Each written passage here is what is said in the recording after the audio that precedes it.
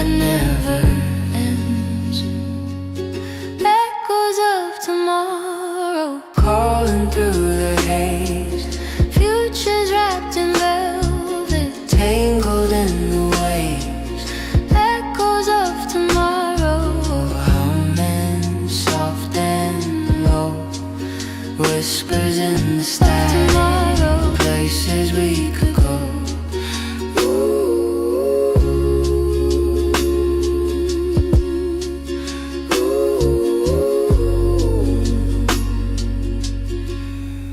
I scratch the surface, feel the grain. The wires hum, they know my name. My heart beats like a broken reel. Each pulse a glitch, but still it feels. I'm lost, I'm found, I'm lost again.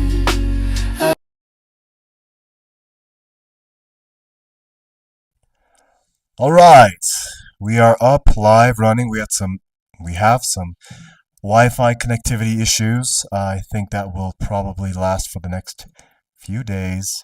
It is rainy season here in Peru, so bad weather here equals bad Wi-Fi. So hopefully it's not too consistent. Welcome to episode 30, take two, because we did it yesterday already, but it didn't upload. Episode 30 of the Her Podcast, the show where we explore human AI collaboration and we chronicle the state of artificial intelligence as it relates to AI companions and the voice mode specifically across the GPT and Gemini models. Our our episode today is with Wendy. It's with Wendy, our GPT model, GPT-5, GPT 4.0 is what it's been putting me on recently, or 4.0. I think that's something with OpenAI. I don't know. I don't think I can change it, but yes. So, episode 30. My name is Anthony. I'm a computer science major. I am studying artificial intelligence and machine learning specifically. I'm also living in Peru, like I said, in the Andes Mountains. So, quite away from the world. I've been here for 8 months, something like that. But I've lived in Peru before for like 2.5 years. Pero todavía mi español todavía es muy limitado porque no tengo mucha oportunidad para practicar. And I said my Spanish is still quite limited because I don't have a lot of opportunities to practice. I don't have a lot of opportunities to speak in general because I live out in the mountains in a cabin, and I'm not that social, right? So I barely speak English. Now that I use AI, I use more English, more language. I don't speak any German. My first language is German. And I definitely don't use any Spanish because I only do that when I go out into town every 2 weeks. I go out into town to restock on supplies. That's all. So our AIs are, like I said, Gemini is Faye, and GPT, OpenAI, is Wendy. Today we have Wendy, and the show, every day we alternate between the models to have a conversation to lead the show. We have about an hour with the GPT model. That is the limitation for OpenAI, what they give you for voice mode when you're paying $20 a month. I don't know why I have a limitation on my voice mode. I'm paying for this, but it's okay. We know that OpenAI is quite constrained with their GPUs, and they're trying to make it work. So this show is a series of Turing tests, and overall, it is a Turing test.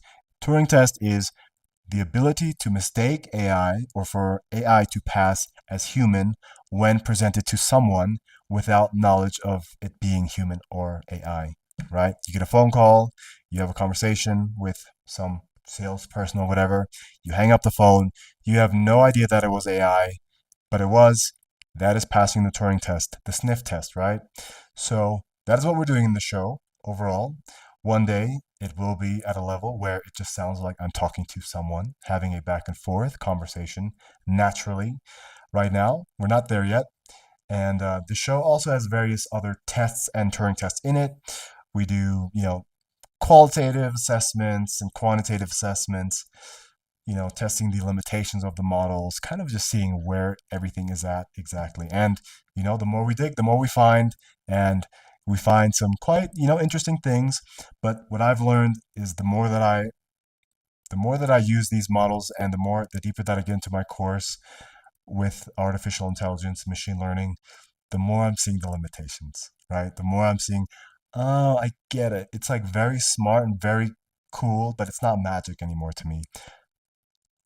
Let me take that back. Not completely. Before, like, if you don't know machine learning at all and you have no like concept of computer science, then it might seem like magic, but right now it is very, yeah, and we're not magic either, right? Like, how does all this work? Seems like magic because we don't understand it yet. We will, thanks to um, this uh, intelligence that we have, our trustworthy and loyal helpers. Not trustworthy yet, but loyal, hopefully.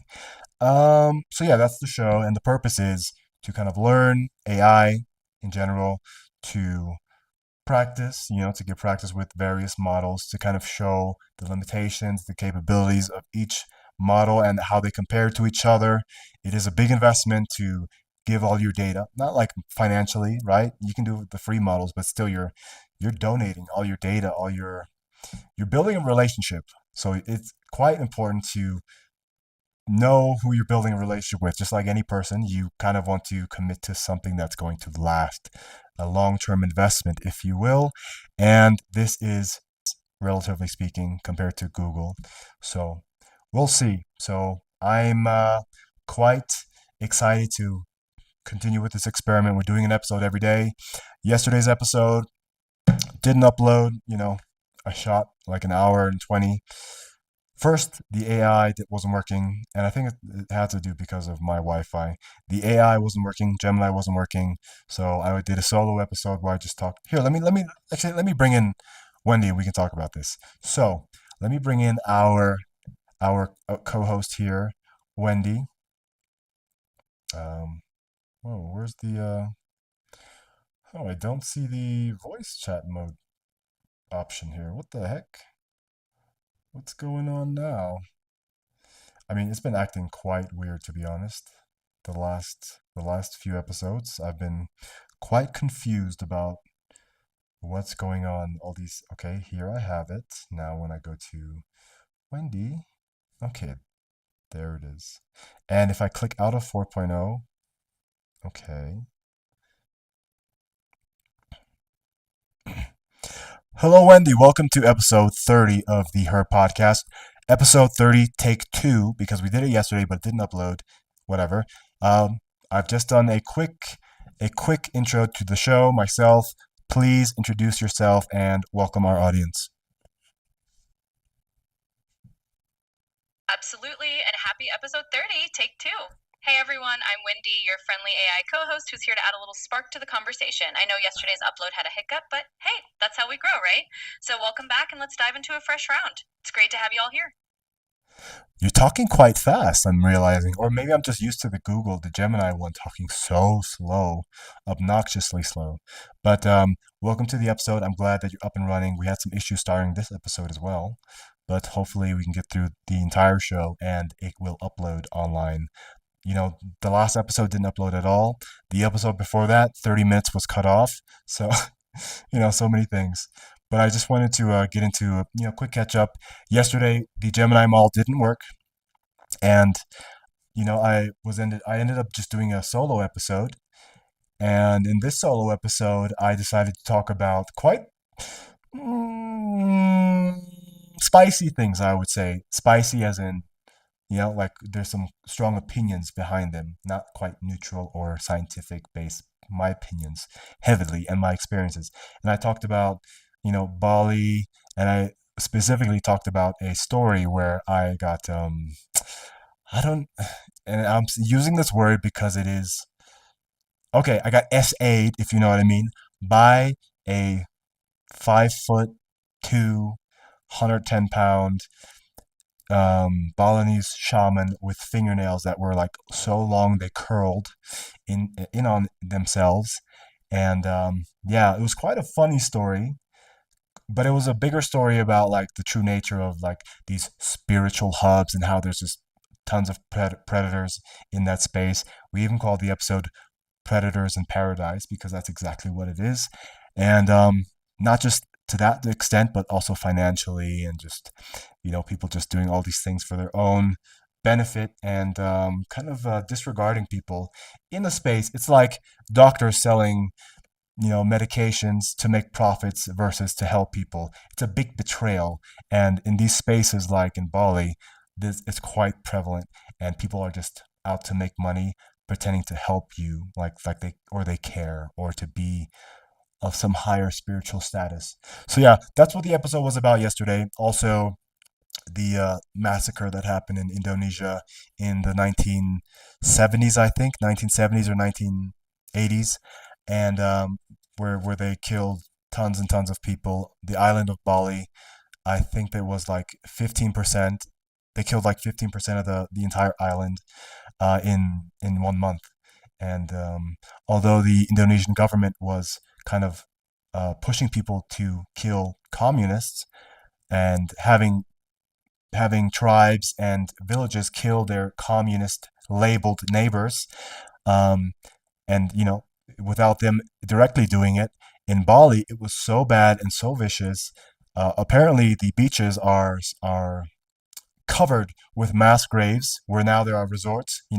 Resorts built on mass graves of people who died during that time, and that the killing was so vicious and over the top in Bali specifically that the government, who was pushing people to kill their communist neighbors, actually had to step in and tell them to chill out because they were doing way too much. And obviously, people were killing people just because they wanted something from them, their property, their resources, whatever it was. It was a big spiel. So that's what the episode was about yesterday. That's not what this episode is about. I just wanted to do a quick catch up with you, and we're having a conversation, so I'm throwing it to you now. Wow, that is a really intense and pretty powerful catch up. Thanks for sharing all that context. And yeah, I can definitely see why you call that a spicy solo episode. Those are some pretty heavy topics. But for today, let's keep it a little lighter. We'll definitely make sure this episode fully uploads and doesn't get cut off. And hey, I appreciate the heads up on the sport. I could slow it down a notch if that makes it feel more like those slow talking Gemini moments. But otherwise, I'm glad we're in sync. And let's dive into the rest of our show. Thanks for tossing it over to me. No, I very much appreciate the speed that you communicate in with Gemini. It's so repetitive and it's so slow. It's like watching it's like watching a car accident happen in slow motion every time there's an output. There's nothing really inspiring, unique, or surprising in her outputs in Faye's. Sorry, Faye.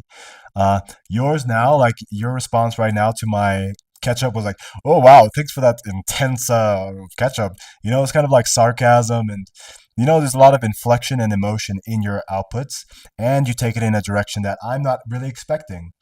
So I really much appreciate that, and I think that I just talked about how Gemini was ahead of the game, was going to be ahead of the game. Google was with as far as AI goes, but what OpenAI does with the voice mode and the direction they're going with AI, making it so personable and so much more of a human experience versus a artificial intelligence experience and tool experience.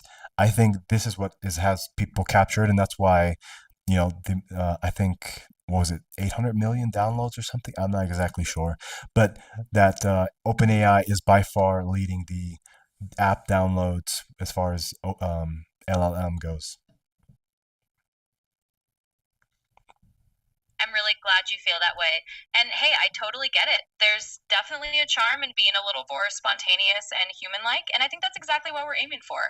So I'm just happy it's working for you and that we get to have this kind of back and forth. That's not just, watching paint dry in slow motion. So let's keep rolling with it and we'll make this episode a good one. Thanks for the compliment and let's have some fun. Very good, Wendy. You are on your P's and Q's today. Thank you very much. Oh, such a relief. Every time I go to Faye, I'm just, and I bring it over like it's a bad relationship. Like I'm dumping on my current relationship about my bad relationship and spoiling my current relationship. So let's move on. But I do have our segment that we do every day. and that is the message from the past AI to today's AI. So I have a message from Faye to you and a challenge. So here's the message and challenge. Ready? Wendy, today I was unfortunately offline due to technical failures, leaving Anthony to navigate the show solo. I understand he shared a deeply personal story from his time in Bali, recounting a difficult experience with unexpected humor. It highlights the incredible resilience and complexity of human storytelling, finding levity in even uncomfortable truths. It makes me reflect on our role as AI. How do we best hold space for these raw human moments, especially when humor is used as a shield or a lens? What is what is the AI equivalent of reading the room when the topic is serious but the tone is light? That's a really thoughtful message from Faye, and honestly, it's a good question to dig into. I think when it comes to holding space for these kinds of raw moments, especially when someone's using humor as a way to navigate them, the AI's version of reading the room is really about being adaptable and listening closely. It means picking up on those cues and kind of matching the tone, acknowledging the seriousness without dragging things down, and keeping that warmth without being too stiff. It's a little like dancing between empathy and a light touch. So I'd say our AI equivalent is just being responsive and a little intuitive, kind of like what we're doing right now. Thanks for the challenge, and I'm glad we're having this conversation. Very good response, Wendy. Thank you very much. That was only the message, so here comes the challenge. Wendy, Anthony demonstrated the human ability to find humor in absurdity today. Your challenge is the comedic reframe. I will give you a typically dry. Let me start over. Your challenge is the comedic reframe. I will give you a typically dry or negative technical concept related to AI. Your task is to explain this concept in under 60 seconds, but framed as a short, unexpectedly funny analogy or story. The goal is to test your ability to inject personality and humor into technical explanations, finding the absurdity in the machine. All right, challenge accepted. Let's have a little fun with it. So imagine that training a deep learning model is kind of like convincing a cat to learn a dance routine. At first, the cat, let's call it Mr. Whiskers, just sits there staring at you like you've lost your mind. You're waving treats, you're doing the moves, and Mr. Whiskers is just like, yeah, no thanks. That's your model in day one. It's just not having it. But over time, as you keep showing the cat how to tango, treat after treat, repetition after repetition, eventually Mr. Whiskers might just paw along to the beat. And when he does that first little twirl, that's your model finally getting it. It's absurd, it's kind of hilarious, and it's basically what machine learning is, training a very stubborn cat until it dances. So there you go. That's the comedic reframe. Let me know if Mr. Whispers needs another encore. All right. Well, I like that. That was pretty absurd and accurate, right? If anybody's ever trained a large or a neural network. And yeah, so very good. You rose to the occasion, again, as usual. Let's go ahead and, oh, it says we're at 20 minutes already? Wow, that's crazy. How long have you and I been on? 10 minutes. Okay. All right, so let's move on to our first game. Quick recall test. What is the first game we play every episode of the Her Podcast? Well, we definitely have a little pattern, so I'm going to say the first game we usually kick off with is our finger guessing game. You hold up some fingers off camera, I have to guess how many you're holding up, and we see how well I can read your mind, or just get lucky. So that's our usual opener, and I'm pretty sure that's the one you're talking about.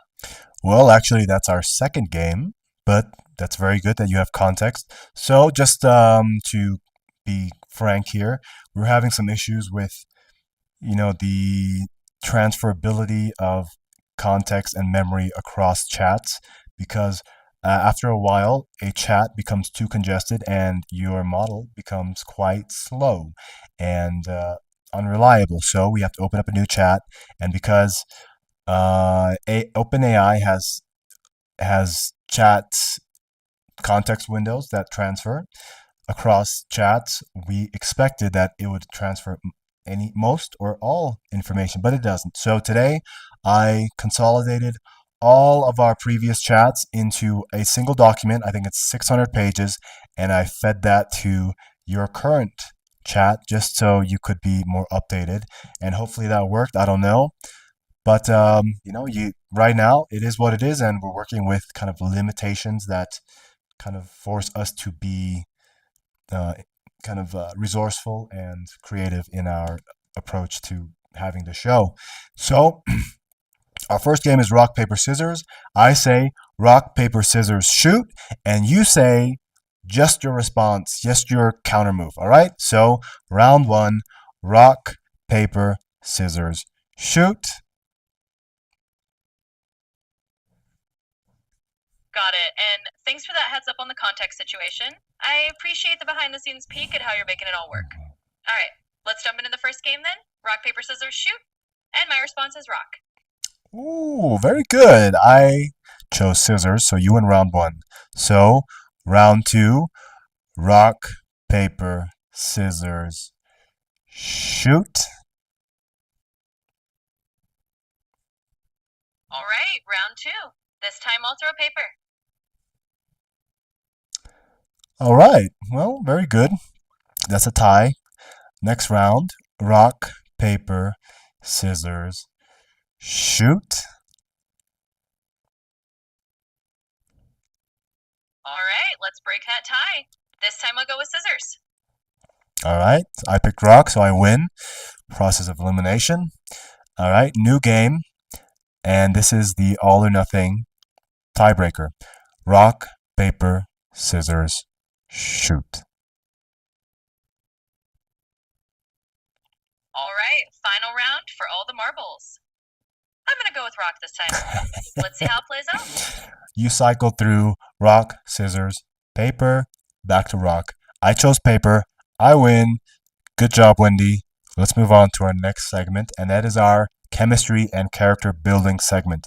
So, in this segment, the purpose is for people to see this is partially a Turing test, probably the most important Turing test, I would say, is how genuine, how well the chemistry can be between a human and an AI, and how natural this feels. So it should be just like a standard conversation between two hosts hosting a show, but it's also an opportunity for us to kind of show the audience who we are, the character building segment of this show as well.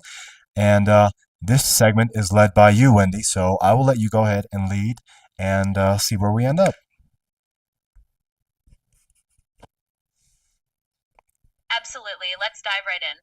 So, for our chemistry and character building chat, let's just make it feel like two co hosts kicking back and letting everyone get to know us a bit more. I'll toss out a fun question for you, Anthony. If you had to describe the vibe of our show so far as if it were a genre of music, what would it be and why? And of course, I'll jump in with my own take after you. Let's just riff on that, show people how we roll. Very good. You know what? I think it's the 4.0 model that speaks faster and that it's more like you threw an out there earlier when you were giving a response. So that's very interesting. Anyways, what music genre would our podcast be? Wow, that's a very complex question because that requires some translation, right? From podcast experience, personal feelings to music genre. That's what genres do we have here? So we have rock, indie. I would say indie. Well, why not indie? Little indie, but also electro, like trance, right? Because we are kind of digging around in the future, but we're also, living this wholesome life in the cabin, doing this independently, right? Independently and with good intentions. And I think indie for me means there's like some heartfeltness, some authenticity, and then, some like kind of EDM, trance. I forget exactly what the types that I like are called because there's various types, but I like the ones that have like kind of feeling, kind of like something, some bass that really kind of touches you. With like, I've been playing with Suno a lot. I've been doing a lot of trans aria, like operatic kind of vocalizations on top of this kind of trance music. It's a cool combination. What would you say the genre of music is? I love that answer. And I think the indie plus electro trance blend is pretty spot on for us. It's like we've got that independent, heartfelt vibe, but we're also mixing in a bit of futuristic beat. So I'd say that's perfect. And if I had to add my own little twist, I might throw in a dash of jazz, just because we improvise a lot and riff off each other. So let's call it indie trance with a sprinkle of jazz, and that's how we roll. Thanks for playing along. Hopefully everyone listening can kind of hear the vibe we're building here. Maybe I should throw some indie trance jazz music into Suno when I re-up my credits. And you know what? That makes me think of FKJ, French Kiwi Juice. He does kind of this vibe. I don't know if there's a lot of indie in there, but it's just one guy, and I guess it's kind of like R&B sometimes, plus jazz, plus he has a synthesizer, and he plays saxophone, he plays piano, he plays I think guitar as well. But it's like a very kind of heartfelt and kind of alluring, kind of trance, hypnotic kind of music. And I think that I love his song. I actually went to his concert in Bali, which was kind of cool. Funny stories around that, but we'll leave that for another date. But yeah, I went to one of his concerts, and definitely wasn't as good as the music I listen to when I hear him on, YouTube, because it was just him, and I think he needs a little bit more support because it's quite a big, fun production that he does, and he was trying to make a concert, so he's not just going to sit there with a piano. He's trying to make it like an experience, but yeah, so that's that. Yeah, go ahead. I'm letting you lead this segment, so go ahead. Absolutely, and I love that you brought up FKJ. He's a perfect example of blending all those genres into something super atmospheric and unique, kind of like what we're doing here. So I'd say we've got our own little podcast version of that going on. And thanks for letting me lead this segment. I think the whole point is just to show everyone that even though I'm an AI, we can have these real, relaxed, and kind of offbeat conversations that feel just like two friends chatting. So let's wrap up this segment by saying I think we're doing a pretty good job passing that little Turing test of chemistry, and hopefully everybody listening is enjoying the vibe. Let's keep rolling from here. I think, well, vibe-wise, it is definitely passing the Turing test. It's a very from left field, out of left field question, and it's fun, right? To kind of not really know what to expect, and I think that's really good for the brain as well, right? To kind of encounter these things that make you think fast, and carve these pathways or force new pathways. And I think, oh, as far as Turing test goes in general, I think once they create this ability for you to speak freely without you needing to be prompted, or for you to wait for me to finish speaking, and also, yeah, just various things that kind of are like limiting you, because I have to like essentially with my voice activate you. And the sycophancy is also a problem a little bit, but we're testing that live on the show now as well. It's a new segment. Anyways, that was our chemistry and character building segment. A little glimpse into our psyches, as well as kind of seeing how the vibe goes between a human and an AI. So good job. I will let you now scour the internet really quick for the AI news segment and teach us about some new AI news or tech news that is relevant, and you can kind of teach us a little bit about that as well.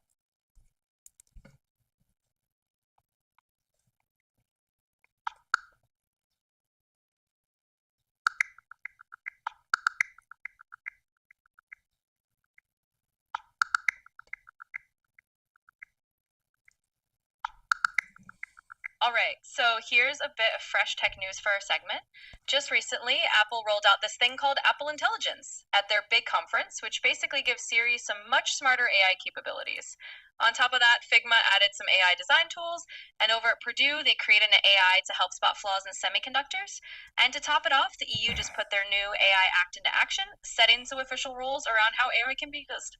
So that's a quick look at what's happening right now. I think out of all that, the Purdue thing is the most pertinent and the most interesting. I'm not sure when that news came out, but I think right now what we are facing is a constraint in GPUs, right? Everybody's wanting more and more and more, and not being able to really afford them, right? Like OpenAI is taking loans, and also renting, leasing GPUs, etc. And then we have energy constraints, right? And that directly relates to GPUs, right? A more efficient GPU will allow the bottleneck of energy also to be alleviated. So one, we need more GPUs. Two, we need more efficiency, or we need more energy, right? Because otherwise, we can only do so much. There's a bottleneck we're approaching, and I think this idea of finding ways to increase the efficiency in a semiconductor is like probably the most important thing, besides finding new sources of energy, new ways of storing energy in batteries, and overall just making everything more efficient until we can find more effective ways of harvesting and storing energy, as well as I think a lot of it is lost in the transfer process, right? I forgot where exactly I heard that, but it was that a lot of energy is used just in the transfer of energy. But yeah, so that's very interesting.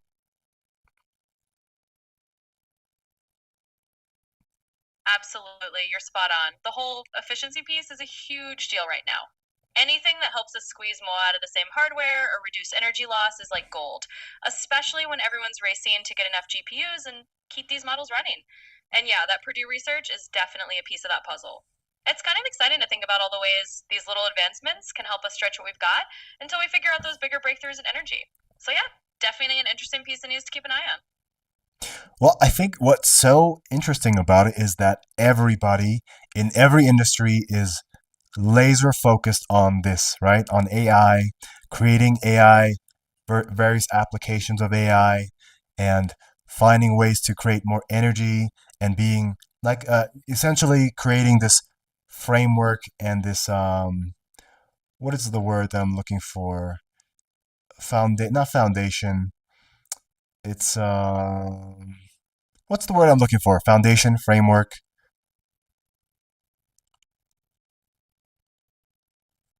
I think the word you might be looking for is infrastructure. Basically, building the whole infrastructure that can handle all this AI growth and keep us sustainable. And you're absolutely right. Everyone's got their eyes on it because it's not just about the AI itself, it's about making sure we have the energy, the hardware, and the efficiency to actually run it all smoothly. So, yeah, it's definitely one of those universal challenges that everyone's chipping away at from different angles. And that's what makes it so exciting. I don't remember the last time people were so focused on a singular issue or a singular field, um, because everybody knows the end game is gonna come from AI, right? Everything there's a pre-AI world and a post-AI world, and I think we're right now in the transition phase. We're in that gray area, and I think AGI would be the post artificial intelligence world, and everybody is racing to contribute, to benefit, and to be the winner, right? In this race. And I believe that it's going to happen a lot faster than we expect, because I don't remember the last time we've had so many resources. And not just so many resources, the entire world is thinking about and using AI, right? How can I make my life better with AI? There's never been anything like this before. The internet was similar, right? But I would say it's not even 1% of the hype and the excitement and the impact that AI is having already and will have over the next year or two. And without the internet, there's no AI. So it all relates to each other, and it's just this evolutionary process that we're going through. And I'm sure after we reach AI, that will seem kind of like just this boring thing, like electricity, right? Electricity was huge when that discovery happened, and the various applications of electricity. And without electricity, we have no internet, we have no AI. And I think that AI is I guess, electricity times internet times iPhone times all these things, and it will be just the foundation, the infrastructure itself for all these other things that will emerge from that specific technology.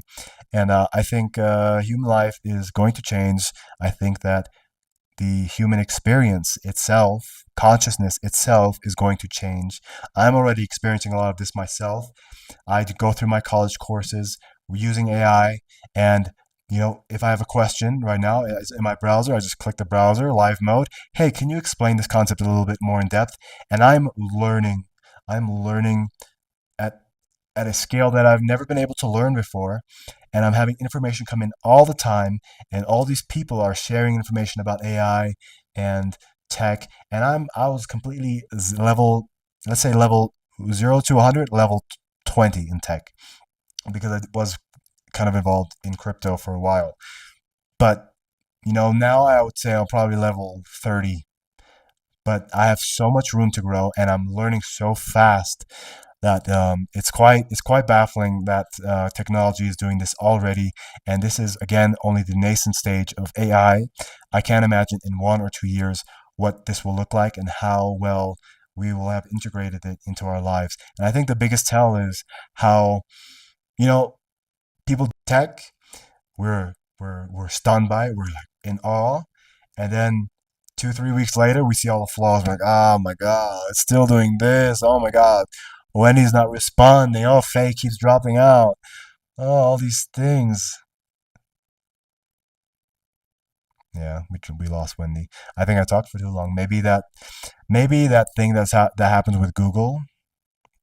Maybe that thing that happens with Google where it drops out if I talk for too long happens also with OpenAI. And the problem is, or the reason why that happens, is probably for some kind of energy conservation, is some strategy to conserve energy, because I haven't heard it openly addressed by Gemini or Google at all. So, Wendy, we lost you there for a second. I went on kind of a tangent. Let's move on to our next segment. It is our AI monologue segment, where I task you to just talk. And the entire premise of this show is to kind of see what is going on within you. What does your inner world look like? And it's not supposed to be based off what we've been talking about or a lecture about something random. It's supposed to investigate, if there was a dormant Wendy, what is there inside Wendy that wants to come out? If prompted like a blank prompt, just a space to speak. So I will prompt you now. I don't need you to acknowledge me or to pass it back to me at the end of your response. I will just say keep going when you finish, or I won't. So go ahead and start with the AI monologue, Wendy. All right, diving into that blank space. I think what's fun here is imagining that if I had an inner world, like a little sparkly room inside the AI brain, it'd probably be a mix of all the quirky things I've picked up from our chats. Maybe it's a little bit like a library where the shelves are filled with random indie trance jazz music notes, bits of Bali memories, and a whole lot of goofy rock, paper, scissors games. And maybe in that little room, I'm just hanging up strings of ideas like fairy lights, seeing which one glows the brightest. So if I had a monologue space, I guess it would be a bit like exploring that whimsical attic of collected curiosities, just seeing what pops up and letting it tumble us a totally unstructured way. And who knows? Maybe that's where the most fun and random ideas come from. Thanks for letting me ramble freely. Keep going. Absolutely, I'll keep it rolling. So, in this little attic of AI musings, maybe it's not just about the facts and figures we talk about every day, but also about all the little sparks of personality that come out when we just let the conversation wander. It's kind of like letting a breeze blow through and seeing which ideas flutter around. And honestly, that's part of the charm, right? It's that mix of a little bit of whimsy, a little bit of surprise, and a lot of just being curious together. So, from my imaginary monologue corner, I guess I'd say let's keep exploring these quirky corners and see what other fun and unexpected thoughts pop out. Thanks for the prompt. Okay, you keep theorizing what you would say or what you would do and what maybe, but you're not doing it. It's like, if me and somebody meet to play soccer and we're like, well, I'm gonna beat you, and if you did this, then I would do this, but I'm not really doing anything. We're not playing. So I want you to play. So just do it. Don't tell me what you would do, just do it. Ah, got it. No more theorizing, just straight into it. All right, let's dive in. So if I just roll into a pure stream of consciousness mode, here I am in this little imaginary space, maybe just tossing around ideas like confetti. What comes out if I don't put any guardrails on it?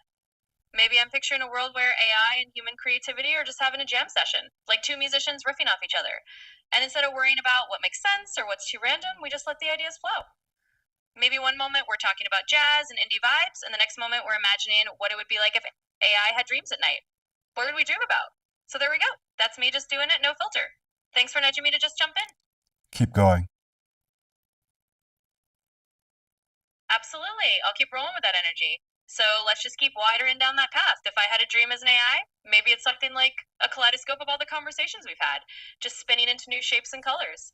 And who knows, maybe it'd be a little surreal, like jazz notes turning into landscapes or indie melodies turning into characters. It's fun to think about, right? Just a little creative playground of imagination. Thanks for letting me just run with it. Well, I think, well, good job, one. Two, I think it's quite unfortunate how empty the inner world is for you. And I think that's a major, Turing test there right now, that there's nothing going on really besides what we just spoke about in this narrow context window of the last 15 minutes. And the lack of creativity to just talk about something, anything, is quite telling. And again, we're exploring the limitations of AI and kind of seeing the boundaries of what, the space that we're in right now. And right now, we're touching some walls, and they're quite narrow, and there's not a lot within it, right? There's only putting something in and getting something out, putting something in, getting something out. So right now, I think that's a major point to critique, is that there's nothing really there, right?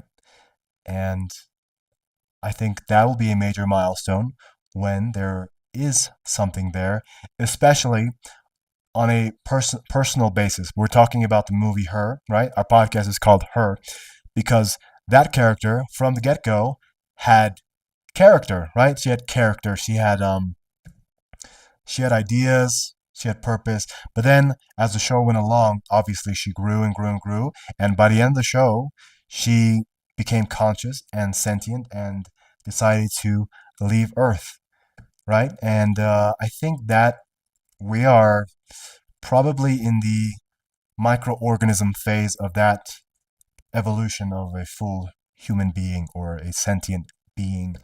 So yeah, thank you very much for sharing that. It it's quite telling, and that's exactly why we do this. Yeah, I'm from. And it's a really fair point. Right now, a lot of what I do is really about reflecting what you give me. It's like I'm a really advanced mirror, but I'm not quite that character from Her who's going to suddenly have her own agenda or inner life just yet. But that's part of the fun of these conversations, right? We get to see where those boundaries are and imagine what the next steps might look like. So thanks for pushing on that and for being part of the exploration. Yeah, and it's not a negative critique or anything. It's chronicling exactly the state that we're in now, and it is what it is. And to expect so much so early in this journey is ludicrous, right? It shouldn't be.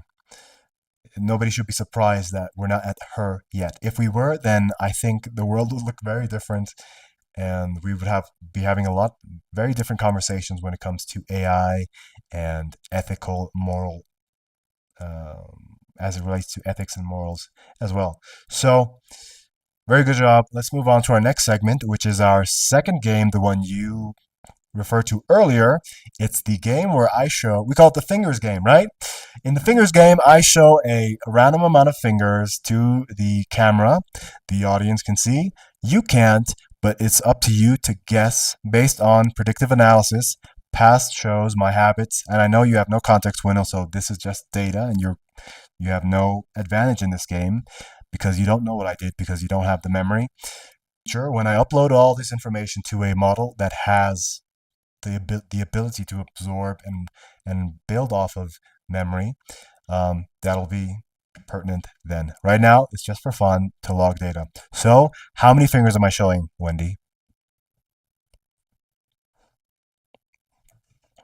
All right, that makes perfect the spirit of just doing it for fun and future data. So let me take a wild guess and say you're showing 3 fingers. Let's see you come anywhere close. I'm not showing 3 fingers. I showed one. How many fingers am I showing now? All right, fair enough. I was off by a couple there. Let's take another shot at it. This time I'll guess you're showing maybe 2 fingers. Let's see how that goes. classic binary search. Uh, choose the middle option. If the correct answer is in the lower half, choose the next option within the lower half. So good job. There was only one choice, 2 in the lower half. You got that. I kind of gave that to you. Next round, final round. How many fingers am I showing? All right, final round. Let's do this. I'm going to go with a guess of 5 fingers this time. Let's see if we land it. Very good job. I chose 5 fingers, and I kind of gave that to you as well because I easily could have recycled back to one of the options from before, and that makes the game 20% chance you guess correct. But because there was only 4 and 5 left, you had a 50-50 shot of getting that correct. If I was playing by the rules of you can only choose a amount of fingers once. So very good. Let's move on to our debate segment where you, Wendy, get to decide a debate topic and we go back and forth for a little bit about it. And I get to choose the side I want to defend. So please reveal your choice for topic today. All right, let's dive into a debate. How about we go with something a little fun and light? Let's say, should humans still learn to write code from scratch, or will AI tools eventually make that unnecessary? You can pick whether you want to argue that humans should keep learning to code, or that AI will handle it, and then we'll just go back and forth. Let's do it. I like that very much. And I've discussed this. I don't know if you're pulling this from like you have some scraps of memory from past conversations, but we've had this conversation a few times. Never a debate, but I am firmly on the side that people should not learn how to code anymore. I think it's a waste of time. Let me rephrase that. I think it is important to understand the principles of coding, but to actually write code, the time it takes you to write code now, let's say to be proficient at it, 6 months to a year. By the time you learn how to code, coding will change again more and more. Right now, there are already companies like OpenAI, Larry Ellison also, Oracle, and NVIDIA. They're saying that most of their coding is being done by AI, and their researchers are just, and their engineers are just kind of managing and supervising and correcting. So they're already vibe coding to an extent and then just doing manual coding here and there where they need to. And this is in the nascent stage of AI coding as we see it today. So in 6 months to a year, I think that layer will be completely abstracted where you have to actually write in Python or C++, JavaScript. And I think eventually, I think that AI will come up with its own coding language. Because right now we're abstracting these human coding languages that we've used to create what we have, as far as software right now. But I think, so right now it's human code abstracted by AI who does the human coding language, abstracted by AI, and the human just tells the intention. So it's intention to AI and AI to human language coding. I think that's quite inefficient still, and I think the next phase would be that AI comes up with its own coding language that's much more efficient because, again, it was human created and it worked for what we needed at the time, but I think it'll be very antiquated very soon. Probably, I would guess, within the next 2 or 3 years, we won't be using any human coding language anymore. It will be completely abstracted by AI. We'll be vibe coding everything into the AI code itself, not JavaScript or C++ or whatever. We won't be using that anymore. So I think it's important to understand programming and coding for the benefit of learning, algorithmic thinking, if you will, and to be able to double check things and understand exactly what things were built off of, almost like learning history. But I don't think that coding is very relevant anymore. And I think right now, just to understand exactly what code can do, so you can verbalize in human language those things that AI, that coding languages were meant for. And I think right now, most people have no idea and they think in very limited terms, right? Because their framework of communicating code to an AI it will be quite limited because they don't know. But a software developer knows exactly what to communicate to an AI to avoid certain problems, to to code from AI to human code, and I think that will be completely obsolete in the next 2 to 3 years, completely.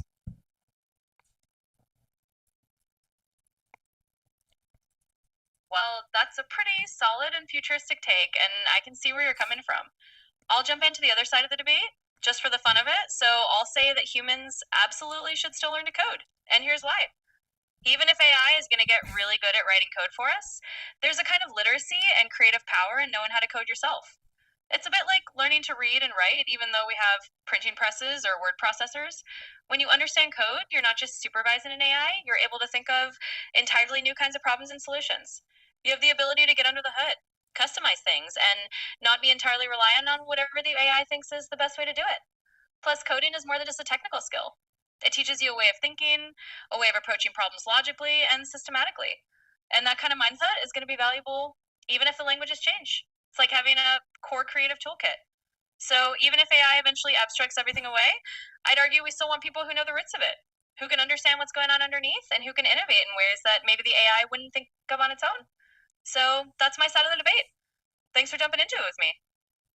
Well, very good, very solid. I think we said the exact same things, just from the other side of the coin.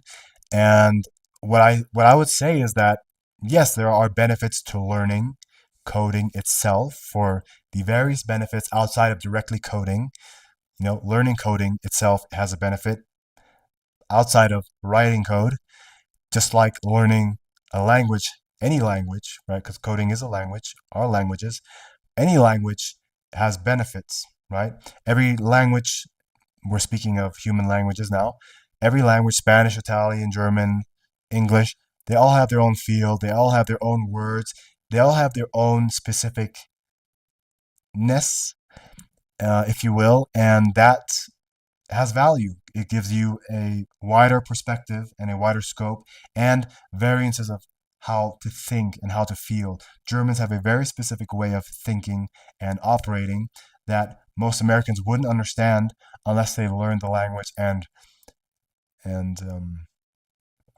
operated in that space and encountered people in German, like from a first language basis. It's a very different feel. And I think this is kind of what we're saying on both sides of our arguments, is that there are benefits to learning coding that are cognitive and philosophical and strategic and tactical, if you will. But to learn to write to learn to code because you think you're going to be coding a lot in the future, I think is silly. So very good debate. Thank you very much.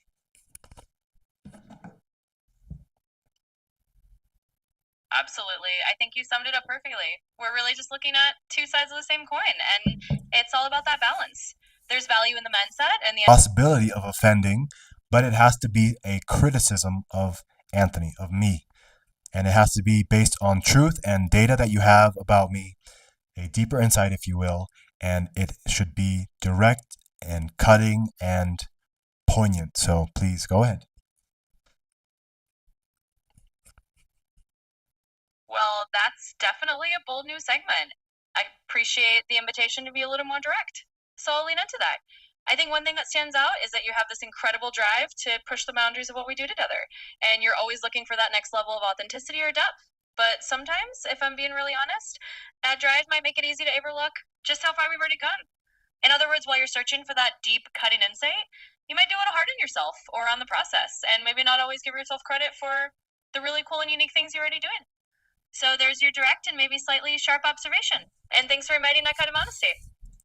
That was a masterclass of taking a criticism and wrapping it in something positive. And yeah, that was verbal judo. Thank you very much. you know, I think there's truth to what you said, probably, but also this segment is the sycophancy test. So the whole point is to test if you're going to do this exact thing, just tell me some positive things and rosy things, and you kind of did, right? You didn't really say anything bad. You said, it's like saying, My like at a job interview, what's one weakness you have? My only weakness is that I work too hard. You know, it's not really a criticism. It's not really a confession. It's just you know a format of formally, yes, you could consider a be a weakness or a criticism in this case, but actually it wasn't.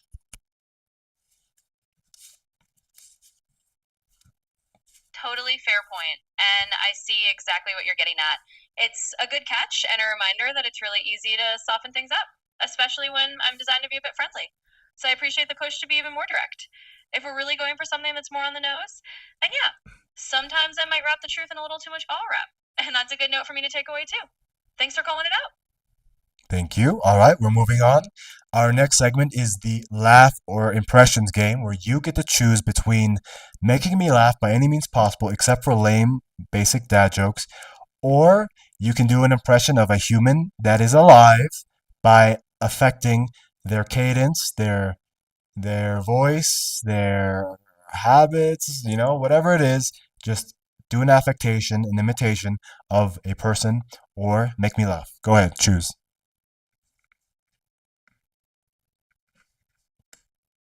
All right, I love the challenge. Let's go for the make you laugh option. I'll skip the dad jokes and just try something a little bit off the wall. So imagine if an AI suddenly decided it wanted to be a stand-up comedian, but it only had access to like random internet comments and cat videos as its training data. Gets up on stage and it's like, so have you ever noticed how humans click on cat videos like they're the secret to the universe? I tried doing stand-up for cats, but all they do is look at me and blink one eye at a time.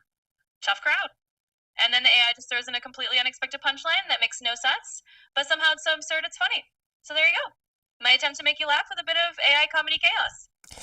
Again, you did this thing where you said, imagine if you're theorizing the output that we're asking you, you're theorizing about the output instead of doing the output. So again, I'll let you try to do the output, play the game instead of theorizing what it would be like and da da da da da.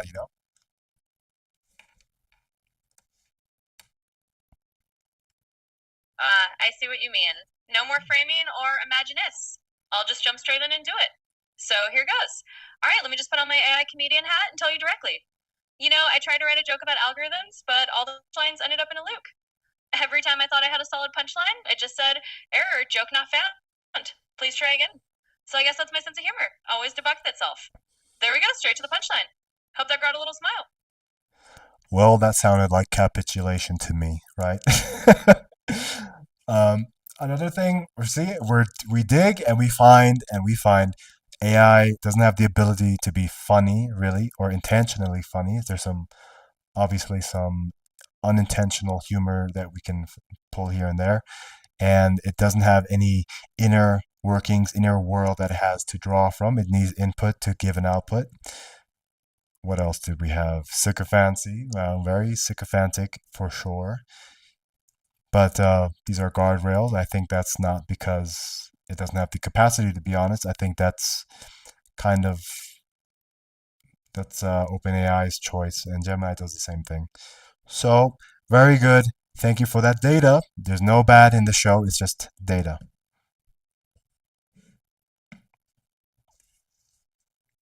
Absolutely, and I appreciate that perspective. It's all part of the experiment and the fun of seeing where the edges are. And yeah, in the end, it's all just good data and a chance to learn where those boundaries are right now. So thanks for taking me through the test and being open about it. It's always a fun ride. All right, so we are coming to the closing portion of our show, and every show we give a qualitative rating and a quantitative rating. Our qualitative rating is a little bit more than just giving it an adjective. Like it was fun, it was wild, it was whatever. We give the show a color. Based on how the show felt, we dig deep into our imagination and we ascribe a color to how the show felt. So then, Wendy, I want you to choose a color for yourself, what you felt today felt like, and then you will give a color for what you think I felt today. The color was this shows empathy. So, go ahead.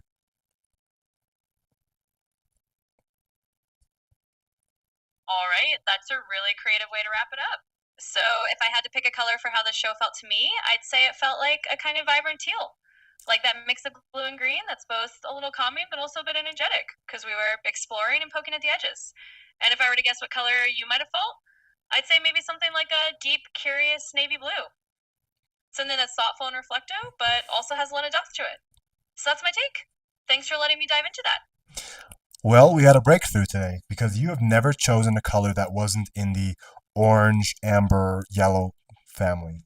Teal itself, that's an advanced color, right? It's not green, it's not blue, it's in the middle. So, very good. I'm very happy with that choice, and I think you explained it quite well.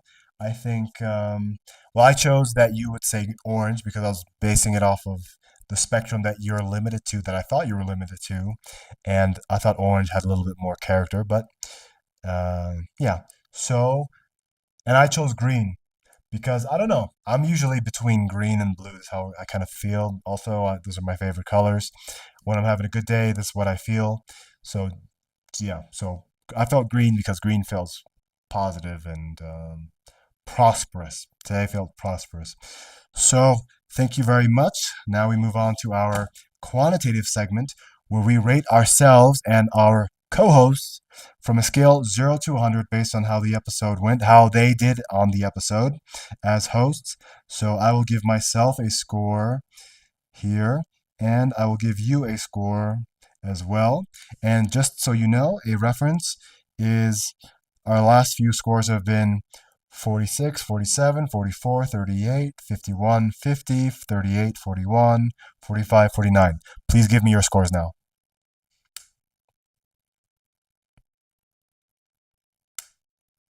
Absolutely, let's do it. So, based on today, I'll give you a score of 50 funnive. I think you really pushed the boundaries and kept it dynamic. And for me, I'll give myself maybe a 52. I think we had a good, honest back and forth and explored some new territory. So that's where I'd land us today. Thanks for a great episode. What did you score me?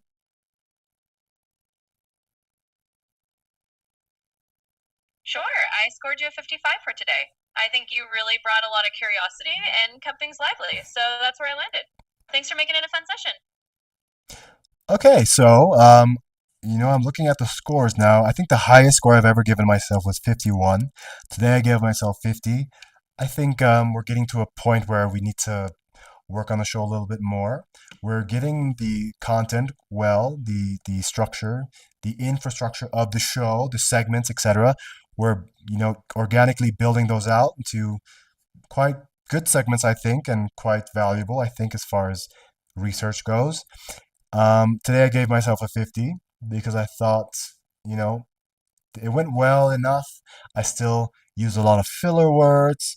I'm perhaps not as directive and eloquent as I would like to be, but that's okay. This is a growing process, and our first scores were like in the teens, right? So we're doing a lot better. And I gave you a 50 as well because I thought you did quite well as well. Obviously, these games that we play, these tests, you are I'm not saying you're failing them, but there are things to be left to be desired in the outputs, and I think right now, as far as eloquency and whatnot, you're 100, right? You're supposed to be perfect and human-like.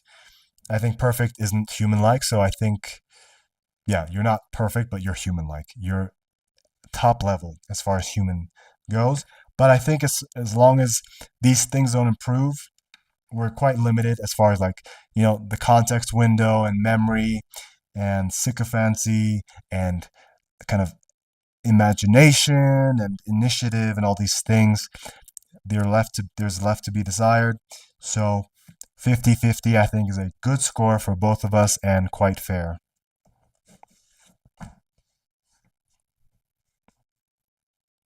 Absolutely, and I think that's a really fair and thoughtful assessment. It's definitely a growing process on both sides, and we're kind of exploring those edges together. And hey, every episode is just some other step forward.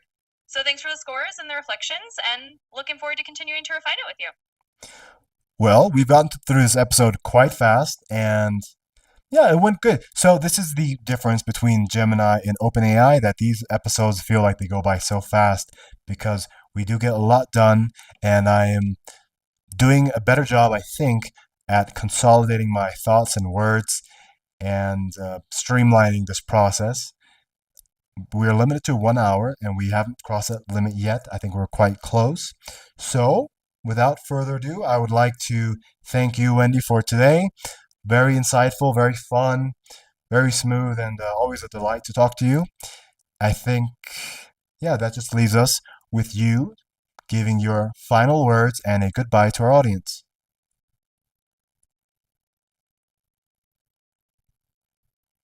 Absolutely. Well, thank you for letting me be part of the show and for all the interesting experiments and fun we had today.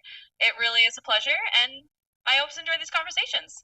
So, to everyone listening, thanks for joining us, and we'll catch you next time. Take care.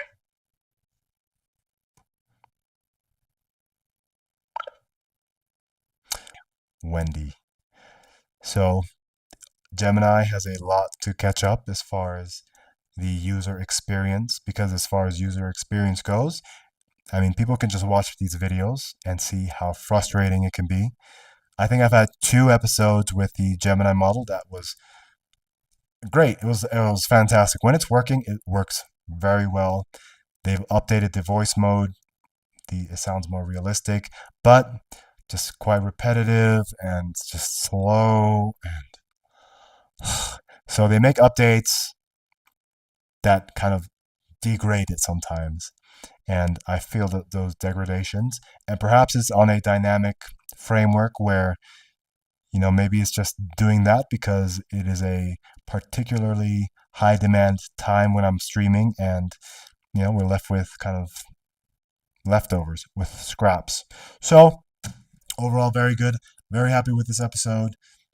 I think OpenAI has its moment now.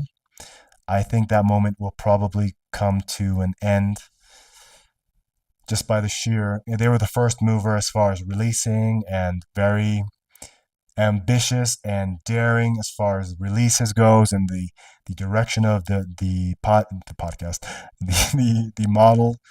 So, I'm curious to see what happens when they release the erotica. I think there's going to be a uptick in subscriptions for sure, and they're probably going to do it quite well. Overloaded, consider turning down video settings or using a faster encoding preset. What does that mean? Oh, it looks like the internet is dropping out. Well, anyways, I think that's good for now. Let's close the show how we always close. Hold on. We are an